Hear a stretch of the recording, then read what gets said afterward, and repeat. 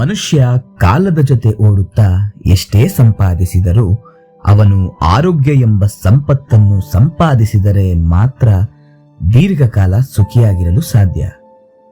ಒಂದು ದೇಶ ಸುರಕ್ಷಿತವಾಗಿರಬೇಕೆಂದರೆ ದೇಶದ ಜನರ ಆರೋಗ್ಯ ಸುಭೀಕ್ಷವಾಗಿರಬೇಕು. ಇದನ್ನು ಕಾಪಾಡುವ ಕರ್ತವ್ಯ ಆ ದೇಶದ ಸರ್ಕಾರದಾಗಿರುತ್ತದೆ.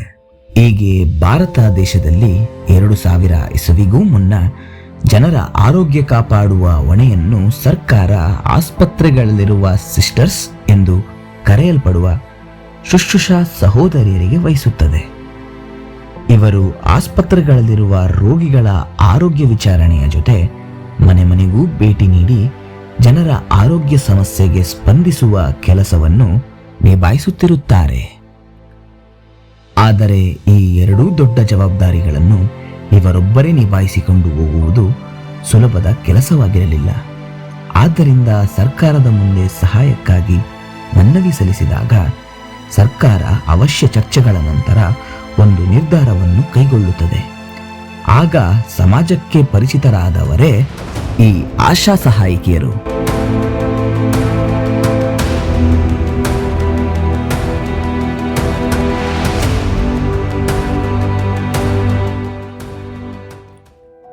ಯಾರು ಈ ಆಶಾ ಸಹಾಯಕಿಯರು? ಆಶಾ ಕಾರ್ಯಕರ್ತೆಯರು ಸಮುದಾಯದೊಳಗಿನ ಸ್ವಯಂ ಸೇವಕರು. ಎಲ್ಲರಿಗೂ ಎಲ್ಲ ಲಾಭಗಳು ಸಿಗಬೇಕು ಎಂಬುದು ಇವರ ಮುಖ್ಯ ಧ್ಯೇಯ. ವಂಚಿತ, ಶೋಷಿತ ಸಮುದಾಯಗಳ ಆರೋಗ್ಯ ರಕ್ಷಣೆಯೇ ಇವರ ಪ್ರಮುಖ ಉದ್ದೇಶ. ದೇಶದ ಒಳಗಿರುವ ಜನರ ಹಿತ ಕಾಪಾಡುವುದೇ ಇವರ ಕಾಯಕ. ನನ್ನ ಹೆಸರು ಸಾಧನ ಅಂತ. ನಾನು ಉಳ್ಳಾಳ ಉಪನಗರ PHCಲಿ ವರ್ಕ್ ಮಾಡ್ತಾ ಇರೋದು ಆಶಾ ವರ್ಕರ್ ಆಗಿ. ಮತ್ತು ನನಗೆ ಕೆಲಸ ಬೆಳಗ್ಗೆಯಿಂದ ಸ್ಟಾರ್ಟ್ ಆದರೆ 10 ಗಂಟೆಗೆ ಸ್ಟಾರ್ಟ್ ಆದರೆ ಮತ್ತು ನಾವು ನಮಗೇನು ಟೈಮಿಂಗ್ಸ್ ಏನಿಲ್ಲ ಆಶಾ ವರ್ಕರ್ಗಳಿಗೆ. ಅದೇನೋ ಕಾರ್ಯಕರ್ತೆಯರು ಅಂತ ಮಾತ್ರ ನಮ್ಮನ್ನ ತಗೊಂಡಿರೋದು. ಬೆಳಗ್ಗೆ ಹೋಗಿ ಪ್ರೆಗ್ನೆಂಟ್ ಯಾರಾದರೂ ನಮಗೆ ಏರಿಯಾದಲ್ಲಿ ಸಿಗ್ತಾರಾ ಅಂತ ನೋಡ್ತೀವಿ. ಮತ್ತು ಯಾರಾದರೂ ಬಾಣಂತಿಯರಿದ್ದರೆ ಬಾಣಂತಿಯರನ್ನ ಭೇಟಿ ಮಾಡ್ತೀವಿ. ಮಗು ಹೆಂಗಿದೆ, ತೂಕ ಚೆನ್ನಾಗಿದೆಯಾ, ಏನು ಚೆನ್ನಾಗಿ ಹಾಲು ಕುಡಿತಿದೆ ಅದೆಲ್ಲ ಇದು ಮಾಡಿಕೊಂಡು ನೋಡಿಕೊಂಡು PHCಗೆ ಬರ್ತೀವಿ. ಮತ್ತು ಗುರುವಾರ ವ್ಯಾಕ್ಸಿನೇಷನ್ ಇರುತ್ತೆ, ಇಂಜೆಕ್ಷನ್ನು ಮಕ್ಕಳಿಗೆ. ಇವಾಗ ನಾವು ಏರಿಯಾದಲ್ಲಿ ನನ್ನ ಅಂಬೇಡ್ಕರ್ ನಗರ ಏರಿಯಾ, ಅಲ್ಲಿ ಏನಾದರೂ ಮಕ್ಕಳುಗಳಿಗೆ ವ್ಯಾಕ್ಸಿನೇಷನ್ ಹಾಕಬೇಕು ಅಂದರೆ ಔಟ್ರೀಚ್ ಇರುತ್ತೆ, ಅಲ್ಲಿಗೆ ಬರೋಕ್ಕೆ ಅಂತ ಹೇಳ್ತೀವಿ. ಬೆಂಗಳೂರಿನ ಈ ಮಹಿಳೆಗೆ ಬಿಟ್ಟು ಬಿಡದೆ ಜ್ವರದ ಸಮಸ್ಯೆ ಬಾಧಿಸುತ್ತಿತ್ತು. ಆಶಾ ಕಾರ್ಯಕರ್ತೆಯರು ಆರೋಗ್ಯ ವಿಚಾರಣಾ ಕುರಿತು ಮನೆ ಮನೆಗೂ ಭೇಟಿ ನೀಡುವ ಸಂದರ್ಭದಲ್ಲಿ ಇವರು ನಿರಂತರ ಜ್ವರ ಬರುವ ವಿಷಯವನ್ನು ತಿಳಿಸಿದ್ದಾರೆ.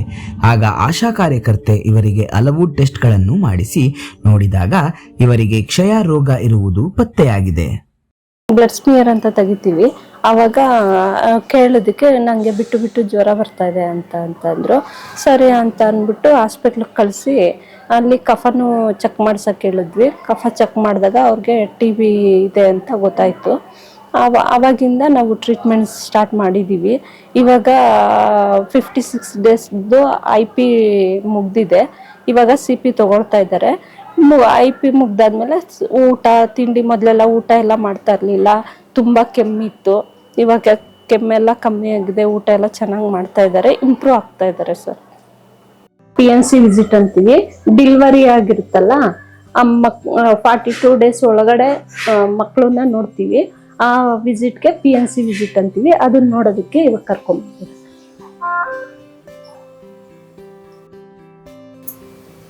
ಸೆಕೆಗೆ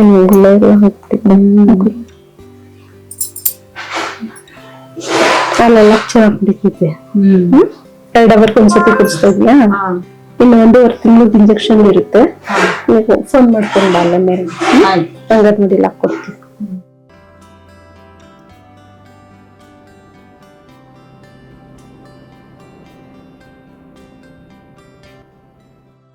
ನಾವು ಪ್ರೆಗ್ನೆಂಟ್ ಮನೆಗೆ ಹೋಗೋದನ್ನ ANC ವಿಸಿಟ್ ಅಂತ ಹೇಳ್ತೀವಿ. ಅಂದ್ರೆ ಅವ್ರಿಗೆ ನಾವು ಯಾವುದೇ ಟ್ರೀಟ್ಮೆಂಟ್ ಕೊಡೋದಿಲ್ಲ. ಹೋಗಿ ಹೇಗಿದೆ ಬ್ಲಡ್ ಚೆಕಪ್ ಮಾಡಿಸಿರ್ತಾರಲ್ವಾ, ಅವ್ರ ಹೈ ರಿಸ್ಕ್ ಅಂದ್ರೆ ಒಂದು ಬ್ಲಡ್ ಚೆಕಪ್ ಕಮ್ಮಿ ಇರೋರು ಹೈ ರಿಸ್ಕ್ ಇರ್ತಾರೆ, ಶುಗರ್ ಇರೋರು ಹೈ ರಿಸ್ಕ್ ಇರ್ತಾರೆ, ಮತ್ತು ಹೈಟ್ ಕಮ್ಮಿ ಇರೋರು ಹೈ ರಿಸ್ಕ್ ಇರ್ತಾರೆ, ಮತ್ತು ಮುಂಚೆ ಸಿಸೇರಿಯನ್ ಆಗಿರುತ್ತೆ.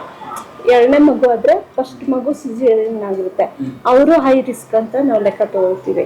ಆ ಥರ ಇರೋರಿಗೆ ಹೋಗಿ ಏನಾದರೂ ಬ್ಲಡ್ ಕಮ್ಮಿ ಆಗಿದೆಯಾ ಏನು ಅಂತ ವಿಚಾರಿಸ್ಕೊಂಡು ನಮ್ಮ ಹಾಸ್ಪಿಟ್ಲಿಗೆ ಹೋಗೋಕ್ಕೆ ಫಾಲೋ ಅಪ್ ಮಾಡ್ತೀವಿ ಅಷ್ಟೇ.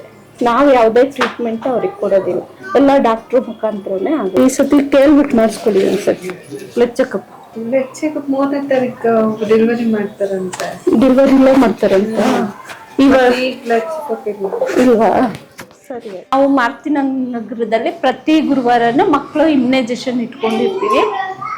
ಗುರುವಾರ ಮಕ್ಕಳು ಇಲ್ಲಿ ತುಂಬ ಜನ ಬರ್ತಾರೆ. ಏನಿಲ್ಲ ಅಂದರೂ 17-20 ಜನ ಒಂದು ವಾರಕ್ಕೆ ಇಂಜೆಕ್ಷನ್ ಆಗುತ್ತೆ ಬರ್ತಾರೆ. ಮಕ್ಕಳಿಗೆ ಇಂಜೆಕ್ಷನ್ ಹಾಕ್ತೀವಿ. ಹುಟ್ಟಿದ 0 ಇದರಿಂದ 16 ವರ್ಷ ತುಂಬಿದ ಮಕ್ಕಳವರೆಗೂ ಇಂಜೆಕ್ಷನ್ನ ಇಲ್ಲಿ ಹಾಕ್ತೀವಿ ನಾವು.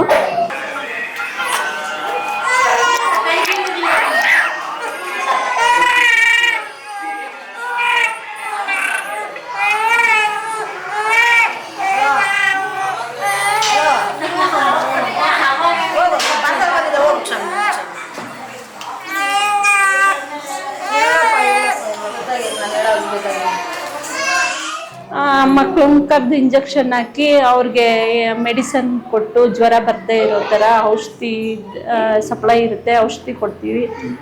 ದೊಡ್ಡ ಮಕ್ಕಳು 5 ವರ್ಷ ಮೇಲ್ಪಟ್ಟು ಮಾತ್ರೆ ಇರುತ್ತೆ, ಮಾತ್ರೆ ಕೊಡ್ತೀವಿ. ಆ ಥರ ಫೆಸಿಲಿಟೀಸ್ ಇದು ಮಾಡ್ತೀವಿ. ಗರ್ಭಿಣಿಯವ್ರಿಗೆ ತಾಯಿ ಕಾರ್ಡಿಗೂ ಇವತ್ತು ನಾವು ಇದು ಮಾಡ್ತೀವಿ. ಯಾಕಂದರೆ 3 ದಿವಸದ ಮೇಲಾದರೆ ಆ ಹುಳ ಆಗುತ್ತೆ, ಸಣ್ಣ ಸಣ್ಣ ಕಪ್ಪು ಹುಳ ಆಗುತ್ತೆ. ಅದು ಬಂದು ಸೊಳ್ಳೆ, ಅದನ್ನ ಲಾರ್ವಾ ಅಂತ ಹೇಳ್ತೀವಿ ನಾವು.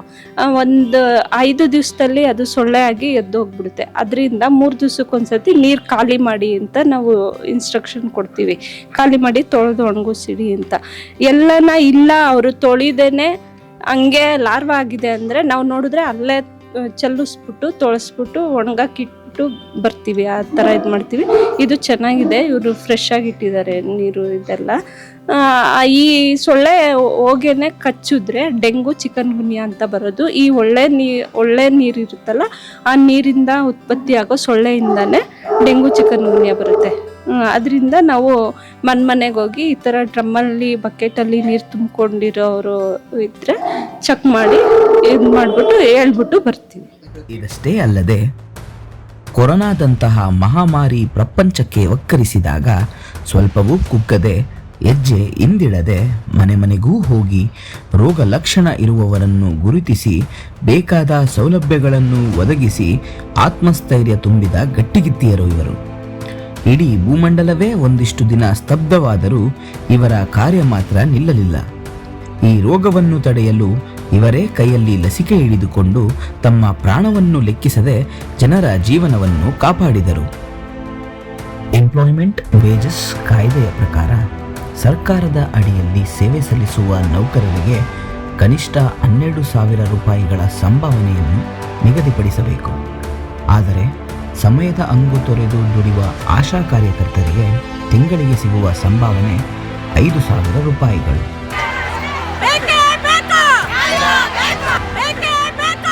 ಇದೇ ವಿಚಾರಕ್ಕೆ ಸಂಬಂಧಿಸಿದಂತೆ 13 ಫೆಬ್ರವರಿ 2024ರಂದು ಬೆಂಗಳೂರಿನ ಫ್ರೀಡಂ ಪಾರ್ಕ್ ಬಳಿ ಆಶಾ ಕಾರ್ಯಕರ್ತೆಯರು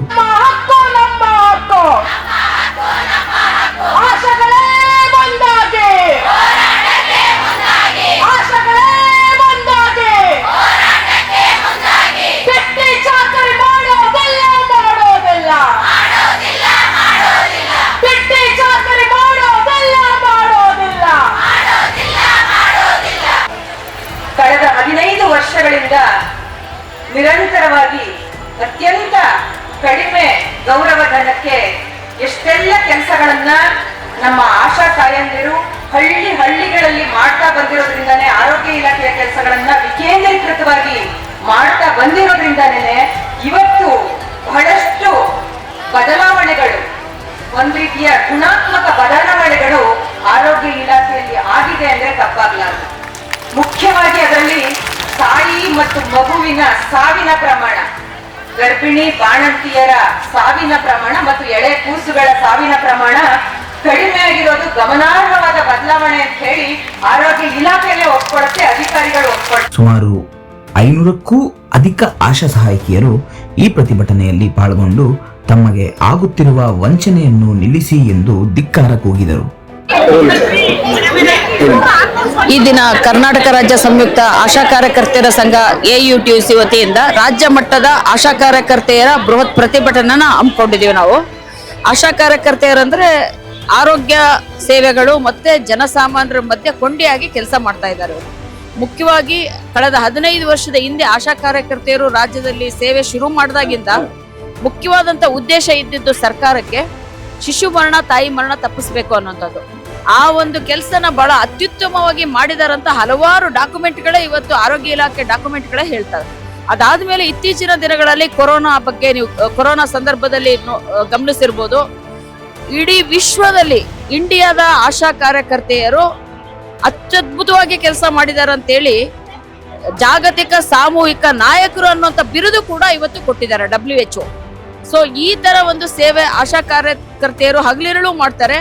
ಯಾವುದೇ ಒಂದು ರೋಗಿಗೆ ಬೆಳಗ್ಗೆ ಇರ್ಬೋದು, ಮಧ್ಯರಾತ್ರಿ ಇರ್ಬೋದು, ಅವರಿಗೆ ಒಂದು ಸಹಾಯ ಮಾಡ್ಬೇಕಂತೇಳಿ ಅವ್ರನ್ನ ಹಾಸ್ಪಿಟ್ಲಿಗೆ ಕರ್ಕೊಂಡು ಹೋಗ್ತಾರೆ. ಈ ರೀತಿ ಮಾಡ್ತಾ ಇರುವಂತದಕ್ಕೆ ಸುಮಾರು ಒಂದು 40 ಕಾರ್ಯಗಳಿದೆ ಇವ್ರದ್ದು. ಈ ಎಲ್ಲಾ ಕೆಲಸಗಳಿಗೆ ಸಂಪೂರ್ಣ ಹಣ ಅವ್ರಿಗೆ ಬರ್ತಾ ಇಲ್ಲ. ರಾಜ್ಯ ಸರ್ಕಾರದಿಂದ ನಿಗದಿತ 5,000 ಇದೆ. ಅದು ಬಿಟ್ರೆ ಇನ್ನು ಉಳಿದಾಗೆ ಇವ್ರಿಗಿರೋಂಥದ್ದು ಕೇಂದ್ರ ಸರ್ಕಾರದ ಒಂದು ಪ್ರೋತ್ಸಾಹ ಧನ ಅಂತೇಳಿ, ಅದು ರಾಜ್ಯ ಮತ್ತು ಕೇಂದ್ರದ ಎರಡು ಒಟ್ಟಿಗೆ ಇರುತ್ತೆ. ಇದನ್ನ ಕೊಡೋದಕ್ಕೆ ಒಂದು ದೊಡ್ಡ ಒಂದು ಏನೋ ಪೋರ್ಟಲ್, ಒಂದು ಆನ್ಲೈನ್ ಸಾಫ್ಟ್ವೇರ್ನ ಡೆವಲಪ್ ಮಾಡಿದ್ದಾರೆ ಕರ್ನಾಟಕದಲ್ಲಿ, ಆಶಾ ಸಾಫ್ಟ್ ಅಂತ. ಈ ಸಾಫ್ಟ್ ಅಲ್ಲಿ ಎಲ್ಲಾ ಆಶಾ ಕಾರ್ಯಕರ್ತೆಯರು ಅವ್ರು ಮಾಡಿದಂತ ಸೇವೆಗಳು ದಾಖಲಾಗಬೇಕು. ಸೊ ಏನಾಗುತ್ತೆ, ದಾಖಲು ಮಾಡೋರೇ ಇಲ್ಲ ಅಂದ್ರೆ ನಾನ್ ಮಾಡಿದ ಸೇವೆಗೆ ಹಣ ಬರಲ್ಲ. ಸಮಸ್ಯೆ ಇರೋದು ಇಲ್ಲೇನೆ. ಹೀಗೆ ಜನರ ಆರೋಗ್ಯ ರಕ್ಷಣೆಯಲ್ಲಿ ನಿರಂತರ ಶ್ರಮ ಪಡುತ್ತಿರುವ ಆಶಾ ಕಾರ್ಯಕರ್ತೆಯರು ನಮ್ಮ ದೇಶದ ಹೆಮ್ಮೆ. ಸಂಸಾರವನ್ನು ನಿಭಾಯಿಸಿಕೊಂಡು ದಿನನಿತ್ಯವೂ ಒಂದಿಲ್ಲೊಂದು ಸಾಮಾಜಿಕ ಆರೋಗ್ಯ ಕಳಕಳಿಯ ಕಾರ್ಯಕ್ರಮಗಳಲ್ಲಿ ತೊಡಗಿರುವ ಆಶಾ ಕಾರ್ಯಕರ್ತೆಯರಿಗೆ ಈಗಾಗಲೇ ಜಾಗತಿಕ ಆರೋಗ್ಯ ನಾಯಕರು ಎಂಬ ಬಿರುದಿದೆ. ಇದರೊಂದಿಗೆ ಅವರಿಗೆ ಸಂದಾಯವಾಗಬೇಕಾದ ಎಲ್ಲ ಸೌಲಭ್ಯಗಳು ದೊರೆಯಲಿ ಎಂಬುದು ನಮ್ಮ ಕಳಕಳಿ.